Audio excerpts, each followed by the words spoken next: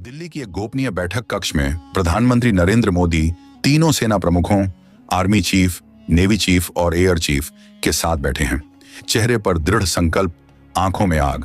ये समय है बदला लेने का, वे कहते हैं। और फिर 7 मई 2025 की आधी रात ठीक 1 बजे अंबाला एयरबेस से रफाल जेट्स की गर्जना गूंजती है। अंधेरे को चीरते हुए वे पाकिस्तान की सरहद पार करते हैं और मुरीदा के पंजाब में जैश ए मोहम्मद के आतंकी कैंपों पर सटीक हमला बोलते हैं। मिसाइलें दागी जाती हैं, आग की लपटें उठती हैं। यह है ऑपरेशन सिंदूर की शुरुआत, जहां भारत ने आतंक को करारा जवाब दिया। क्या हुआ आगे, देखते रहिए। तारीख थी 22 अप्रैल। दोपहर के करीब 1 से 2 बजे के बीच का वक्त था, जब अचानक बैसरन वैली के घने जंगलों से मौत के 3 साए बाहर निकले।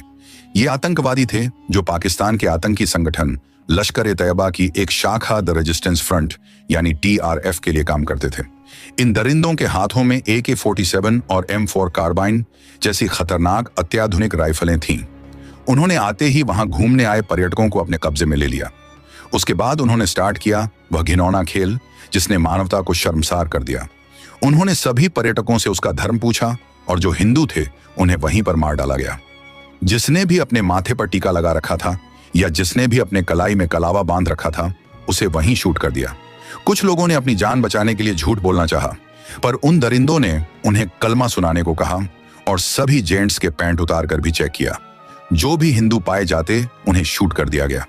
कुल मिलाकर 26 बेगुनाह लोगों को मौत के घाट उतार दिया गया था, जिनमें से 25 पर्यटक थे और एक हमारा बहादुर भाई आदिल था।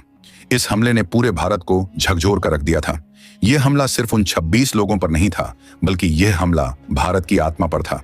यह 2019 के बाद से कश्मीर में नागरिकों पर हुआ सबसे बड़ा हमला था। प्रधानमंत्री नरेंद्र मोदी उस वक्त सऊदी अरब के दौरे पर थे, लेकिन जैसे ही उन्हें इस कायराना हरकत की खबर मिली, उन्होंने एक पल भी नहीं सोचा और तुरंत अपना दौरा बीच में ही छोड़ दिया। वो सीधे भारत वापस लौट आए।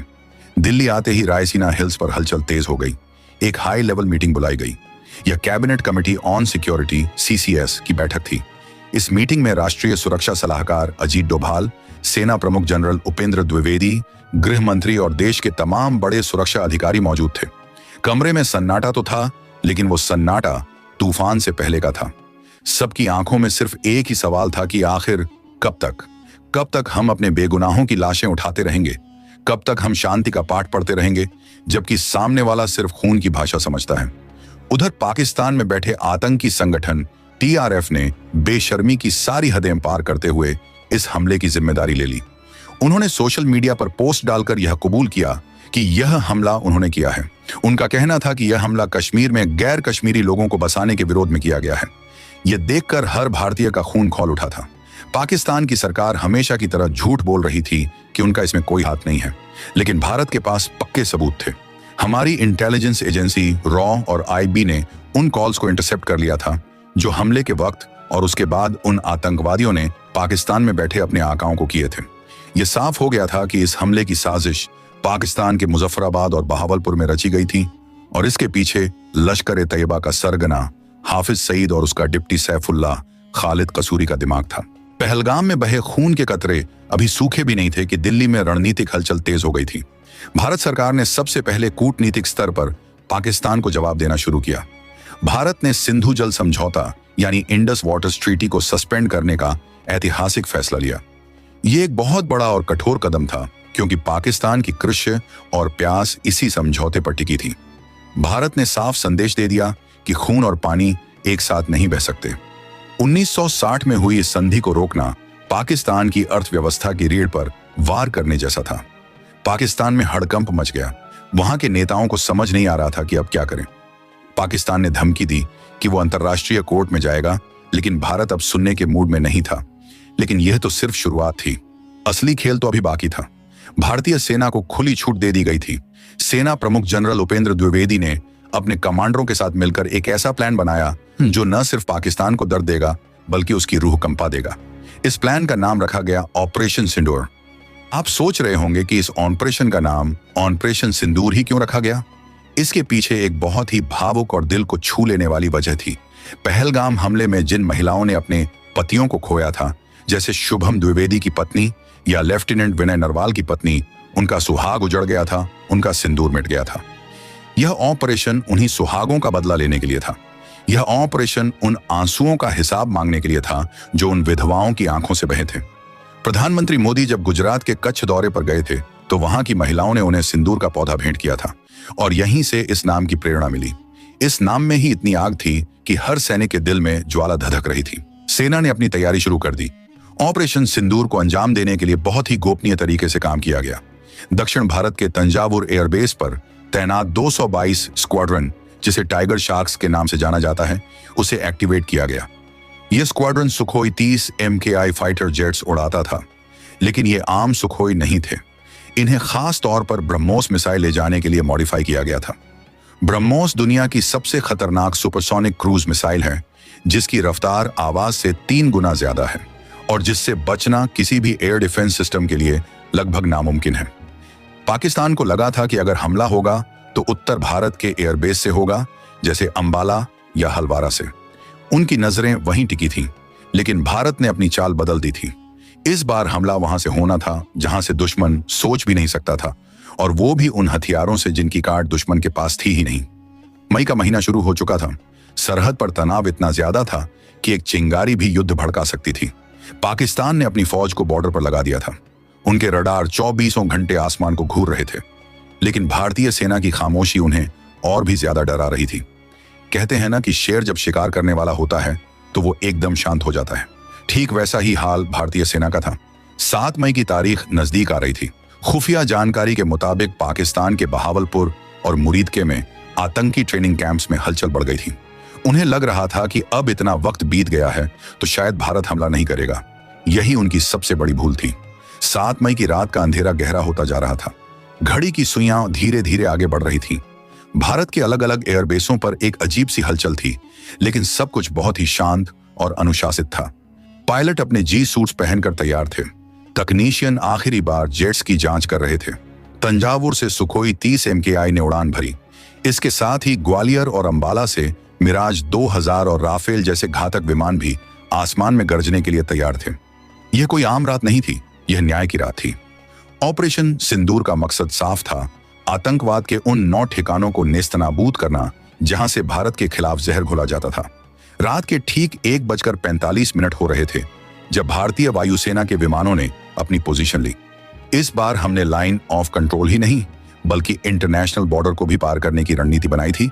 लेकिन ब्रह्मोस जैसी स्टैंड ऑफ मिसाइलों की वजह से हमें दुश्मन के बहुत अंदर जाने की भी जरूरत नहीं थी। हम अपनी सीमा के करीब रहकर भी उनके दिल में खंजर उतार सकते थे। जैसे ही भारतीय विमान रडार पर आए, पाकिस्तान के एयर डिफेंस सिस्टम के सायरन बजने लगे, लेकिन जब तक वो कुछ समझ पाते तब तक बहुत देर हो चुकी थी। सुखोई विमानों से ब्रह्मोस मिसाइलें फायर की गईं। इन मिसाइलों ने पलक झपकते ही अपना सफर तय किया और सीधे अपने निशाने पर जा लगीं। बहावलपुर में स्थित सुभान अल्लाह मस्जिद, जो असल में जैश-ए-मोहम्मद का हेडक्वार्टर था और जहां सुसाइड बॉम्बर्स को तैयार किया जाता था, एक ही झटके में मलबे के ढेर में तब्दील हो गया। वहां सो रहे दर्जनों आतंकवादी और उनके ट्रेनर्स अपनी ही आग में जलकर खाक हो गए। मुरीदके में लश्कर-ए-तैयबा के मरकज पर भी आसमान से मौत बरसी। वहां मौजूद कम्युनिकेशन सेंटर और हथियारों का जखीरा पूरी तरह तबाह हो गया। यह हमला इतना सटीक था कि आसपास की सिविल आबादी को कम से कम नुकसान हुआ, लेकिन आतंकी ठिकाने पूरी तरह मिट गए। पाकिस्तान की सेना को संभलने का मौका ही नहीं मिला। वो समझ ही नहीं पाए कि हमला कहां से हुआ और कैसे हुआ। भारत ने इलेक्ट्रॉनिक वॉरफेयर का भी बेहतरीन इस्तेमाल किया था, जिससे पाकिस्तान के रडार कुछ समय के लिए अंधे हो गए थे। इसे जैमिंग कहते हैं। हमारे विमानों ने अपना काम किया और सुरक्षित वापस अपनी सीमा में लौट आए। लेकिन यह हमला सिर्फ हवाई नहीं था। भारतीय सेना की आर्टिलरी यानी तोपखाने ने भी पीओके में मौजूद आतंकी लॉन्च पैड्स पर गोले बरसाने शुरू कर दिए थे। पिनाका रॉकेट सिस्टम ने रात के अंधेरे को दिन की रोशनी में बदल दिया था। पीओके में छिपे बैठे आतंकवादी जो भारत में घुसपैठ की फिराक में थे, उन्हें वहीं के वहीं ढेर कर दिया गया। सुबह होते होते पूरी दुनिया को पता चल गया कि भारत ने पाकिस्तान के अंदर घुसकर 9 आतंकी ठिकानों को नेस्तनाबूद कर दिया है। भारतीय सेना के डीजीएमओ ने सुबह एक प्रेस कॉन्फ्रेंस की और बहुत ही सधे हुए शब्दों में कहा कि हमने अपनी सुरक्षा के लिए यह कदम उठाया है। उन्होंने साफ किया कि यह एक नॉन मिलिट्री प्रीमेप्टिव स्ट्राइक थी, जिसका मकसद सिर्फ आतंकवादियों को खत्म करना था, न कि पाकिस्तानी सेना या आम नागरिकों को। जनरल उपेंद्र द्विवेदी ने बाद में एक किस्सा भी शेयर किया कि जब वो एक सेमिनार में थे तब तत्कालीन डीजीएमओ राजीव घई ने उनके कान में आकर सिर्फ इतना कहा था, सर छोटा सा, जिसका मतलब था कि मिशन शुरू हो चुका है। ये कोड वर्ड बताता है कि हमारी सेना कितनी गोपनीय और प्रोफेशनल तरीके से काम करती है। पाकिस्तान में मातम पसर गया था। उनके मीडिया चैनल चीख चीख कर कह रहे थे कि भारत ने हमला किया है। पाकिस्तानी सेना अपनी इज्जत बचाने के लिए झूठ बोल रही थी कि कुछ खास नुकसान नहीं हुआ है, सिर्फ कुछ पेड़ गिरे हैं। लेकिन सैटेलाइट तस्वीरें झूठ नहीं बोलती। पूरी दुनिया ने देखा कि कैसे वो इमारतें जो कल तक खड़ी थीं, अब वहां सिर्फ मलबे के ढेर और गड्ढे बचे थे। 8 मई की सुबह का सूरज अभी ठीक से निकला भी नहीं था कि आसमान में जंग के बादल छा गए। पाकिस्तान में खलबली मची हुई थी। ऑपरेशन सिंदूर ने उनकी सुरक्षा व्यवस्था की पोल खोल दी थी। वहां की जनता अपनी ही सेना पर सवाल उठा रही थी कि वो देश की रक्षा करने में नाकाम रहे हैं। अपनी साख बचाने की बौखलाहट में और अपनी जनता का गुस्सा शांत करने के लिए पाकिस्तानी सेना ने पलटवार करने का फैसला किया। उन्होंने इस जवाबी कार्रवाई को नाम दिया ऑपरेशन बुनियन आम मरसूस। यह नाम उन्होंने कुरान की एक आयत से लिया था, जिसका मतलब होता है सीसा पिलाई हुई दीवार। पाकिस्तान यह दिखाना चाहता था कि वो भी कमजोर नहीं है और ईंट का जवाब पत्थर से दे सकता है। 8 मई की सुबह होते ही पाकिस्तान ने वो गलती कर दी जिसका इंतजार भारत कर रहा था। पाकिस्तान ने भारत के सैन्य ठिकानों पर मिसाइल और ड्रोन से हमले शुरू कर दिए। यह एक बहुत ही गंभीर स्थिति थी, क्योंकि अब तक जो लड़ाई सिर्फ आतंकवादियों के खिलाफ थी, अब वो दो देशों की सेनाओं के बीच की सीधी लड़ाई बन चुकी थी। पाकिस्तान ने पंजाब और जम्मू कश्मीर में स्थित भारतीय एयरबेसों को निशाना बनाया। पठानकोट, आदमपुर, बठिंडा और श्रीनगर जैसे शहरों में हवाई हमले के सायरन बजने लगे। लोग अपने घरों में दुबक गए। आसमान में धुएं के गुब्बार दिखाई देने लगे। पाकिस्तान ने दावा किया कि उसने भारत के कई ठिकानों को तबाह कर दिया है, जिनमें ऊधमपुर और पठानकोट एयरबेस शामिल हैं। लेकिन पाकिस्तान को यह नहीं पता था कि भारत पहले से ही तैयार था। भारत के पास वो अभेद्य कवच था जिसे भेदना पाकिस्तान के बस की बात नहीं थी। उस कवच का नाम था S-400 ट्रायम्फ। जैसे ही पाकिस्तानी मिसाइलों और ड्रोन्स ने भारतीय सीमा में प्रवेश किया, आदमपुर और अन्य रणनीतिक ठिकानों पर तैनात S-400 सिस्टम के रडार ने उन्हें सैकड़ों किलोमीटर दूर ही पकड़ लिया। कंट्रोल रूम में बैठे अधिकारियों ने तुरंत एक्शन लिया और एक के बाद एक इंटरसेप्टर मिसाइलें हवा में दागी गईं। नजारा देखने लायक था। हवा में ही पाकिस्तानी मिसाइलों के परखच्चे उड़ गए। जोरदार धमाकों की आवाज से पूरा इलाका गूंज उठा। लेकिन यह धमाके जमीन पर नहीं बल्कि आसमान में हुए थे। भारत का इंटीग्रेटेड काउंटर ड्रोन ग्रिड भी पूरी तरह एक्टिव था। जो छोटे ड्रोन रडार की पकड़ से बच सकते थे, उन्हें एंटी ड्रोन गन्स और लेजर सिस्टम से जलाकर राख कर दिया गया। पाकिस्तानी सेना ने अपने मीडिया के जरिए दावा किया कि उन्होंने भारत को भारी नुकसान पहुंचाया है और S-400 सिस्टम को भी निशाना बनाया है। लेकिन सच तो यह था कि उनका एक भी वार सही निशाने पर नहीं लगा था। जो मलबा गिरा उस पर साफ साफ पाकिस्तानी मार्किंग्स थीं, जिसे बाद में दुनिया को दिखाया गया। हमारे NSA अजीत डोभाल ने बाद में चुनौती देते हुए कहा था कि विदेशी मीडिया एक भी फोटो दिखाए जिसमें भारत की तरफ कोई नुकसान हुआ हो। यहां तक कि एक कांच भी नहीं टूटा था। यह भारत की डिफेंस टेक्नोलॉजी की जीत थी। लेकिन पाकिस्तान की हिमाकत सिर्फ मिसाइलों तक सीमित नहीं थी। उन्होंने अपने फाइटर जेट्स भी भेजे थे।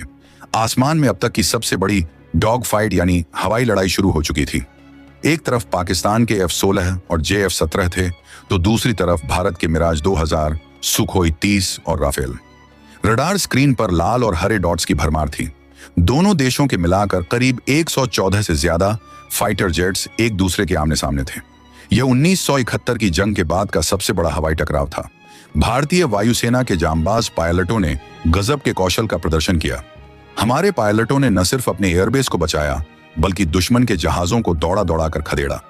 खबरों के मुताबिक भारत ने पाकिस्तान के 5 फाइटर जेट्स को मार गिराया, जिनमें उनका एक अर्ली वार्निंग एयरक्राफ्ट भी शामिल था। हालांकि इस लड़ाई में भारत को भी कुछ नुकसान उठाना पड़ा।